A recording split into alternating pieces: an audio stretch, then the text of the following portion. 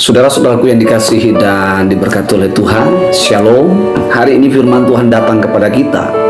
1 Korintus 15 ayat 33 dikatakan, janganlah kamu sesat. Pergaulan yang buruk merusakkan kebiasaan yang baik. Saudara-saudaraku yang dikasihi dan diberkati oleh Tuhan, yang perlu saudara waspadai, yang perlu saudara jaga hari-hari ini adalah tentang pergaulan. Pergaulan yang bagaimana? Mazmur pasal 1 ayat 1 dikatakan, berbahagialah orang yang tidak berjalan menurut nasihat orang fasik, dan yang tidak berdiri di jalan orang berdosa, dan yang tidak duduk dalam kumpulan pencobok. Kebiasaan-kebiasaan kita yang baik di rumah. Kita mungkin tadinya adalah orang yang suka beribadah, orang yang suka berdoa, orang yang suka bersekutu dengan saudara-saudara seiman, orang yang suka melakukan hal-hal yang Tuhan mau. Tetapi ketika kita terseret dan bergaul dengan pergaulan orang fasik, maka segala kebiasaan-kebiasaan yang baik itu akan hilang, akan rusak. Mengapa?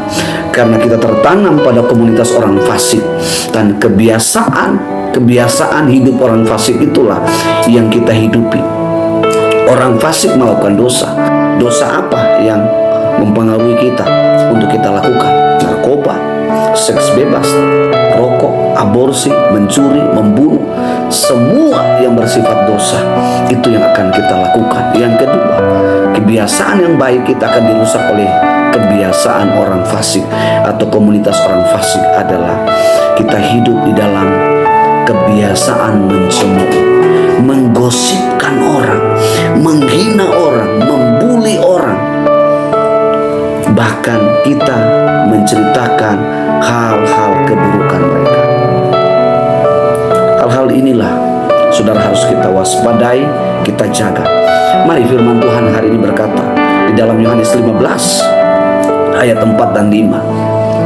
Bagaimana supaya kebiasaan baik kita terus bertumbuh dan bermultiplikasi. Kita harus tinggal pada komunitas kerajaan Allah. Dan komunitas kerajaan Allah di mana firman itu ditanam dalam hidup kita, sehingga kehidupan kita terus bertumbuh di dalam Dia, di dalam Kristus. Kebenaran Kristus akan terus bertumbuh di dalam kita. Saudara-saudaraku yang dikasihi dan diberkati oleh Tuhan, mari tinggallah di dalam komunitas kerajaan Allah, maka hidup kita akan terus bertumbuh dan kita terus akan diubah untuk menjadi serupa dengan Kristus. Tuhan Yesus memberkati kita semua. Shalom.